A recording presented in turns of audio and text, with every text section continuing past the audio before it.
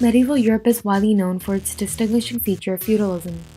Feudalism or feudal system is a government system where the four major classes form a social structure and interaction. It is mainly composite with kings or lords, ensued by church or nobles, next down to vassals or knights, and peasants and serfs. To summarize their functions, we will now refer to this feudal pyramid of power.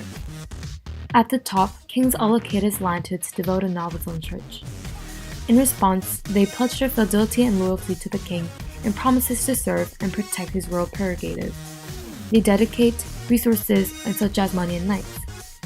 Below, nobles sustain its power from the protection and military service provided by knights or vassals. In exchange, land or fief is dished out. And lastly, knights allot land and protection in return for such provisions from the peasants and as food and service. The details of functions will be discussed subsequently. The king is the topmost authoritarian in a monarch society. As the leader of the land, he manages to take control by distributing and dividing up the land among nobles and being pledged with loyalty. After his death, the firstborn son would inherit the sovereign power, and when a single line of blood prolongs to lead the throne for a long period, it is called the dynasty. Nobles, including all names as barons or church, rules a fief under the king in the feudal pyramid. Here, fief is an area of land which is offered by the king for the noble to administer the land. They had to directly report the land state or condition to the king on a regular basis. The size of the fief is profoundly associated with the authority, influence, or ranking of the noble. Most qualified individuals ran manors and maintained an army in king's service. Others, without the ability of military aid, had to pay the king's tax, which is referred as the shield money. Knights are warriors who pledge the against to its lord. In wartime, they are usually on the horse or in heavy metal armor. Along with rewarded lands, the knight's job is to protect the king when necessary. By the way, during the war, knights utilized shields, banner, and armor with coat of arms, which is a symbol to help distinguish the supportive forces. Additionally, knights were ordered to behave under the chivalry, which is the code knights pledge to live under. It is composite with honor, courage, protection, justice, and other elements. A page is a potential young boy that serves the knight while training to become one of them in the future.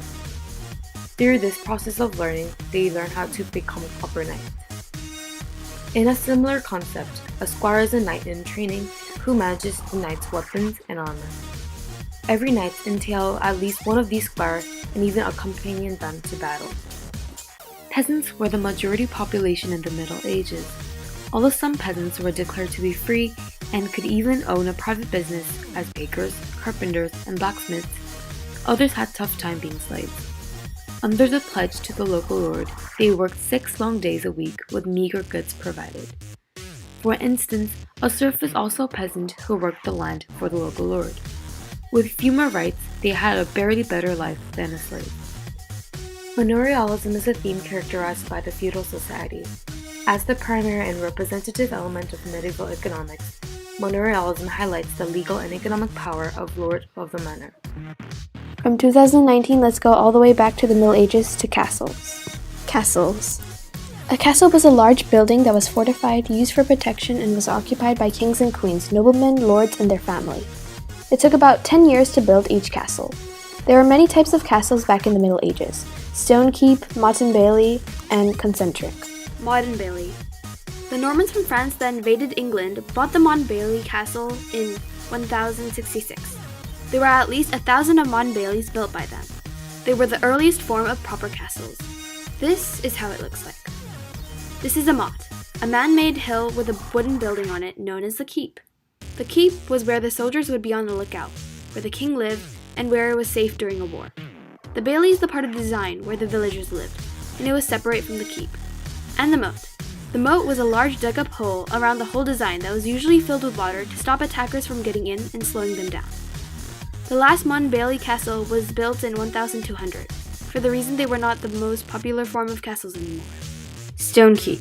After the Motte and Bailey castle was built in 1066, in 1070 a new castle called the Stone Keep replaced them. The wood defenses around the Motte and Bailey design was replaced with stones to be more secure and durable. Concentric castles. Concentric castles were used and built in the 12th and 13th century. They had 2 curtain walls, which were walls that surrounded the whole castle, and with the outer layer being shorter than the inner wall. One of the reasons there was space between the 2 walls was because if an attacker fell between the 2 walls, this would lead to the attacker's death. Like the Motte and Bailey, the whole castle was surrounded with moat. While the castle walls protected the kingdom, there were knights who fought for their king. Now, in modern days we have guns, machines, etc. But what did the knights use? Here are a few facts about these weapons. All the weapons and armors that these knights used were very, very expensive. The sword. The sword was one of the most commonly used weapons. There are different sizes and lengths depending on how the knight wanted to fight their opponent. Lance. Lance was made to be used on horses. It was a long wooden pole with a metal sharp point to the end to kill the person they threw it to. Longbow. Longbow was used as a weapon in Wales and England. It was known as a cowardly weapon because you could hide behind walls and attack. But the longbow helped win many of the battles. Knights used these weapons to attack, to protect the land, and to protect their king.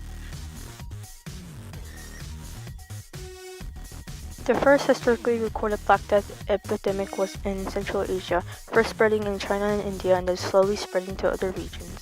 The Black Death was known to be spread by rats. In medieval times, rats infested the area. Cheesemongers' cheese would never be safe from these rodents.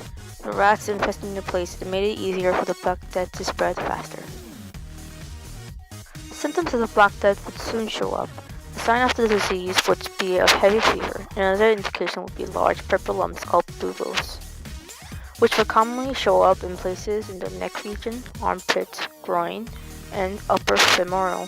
Medieval doctors believed the person's health was balanced by 4 fluids called the humor. The humor stores fluids for blood, yellow bile, black bile, and phlegm.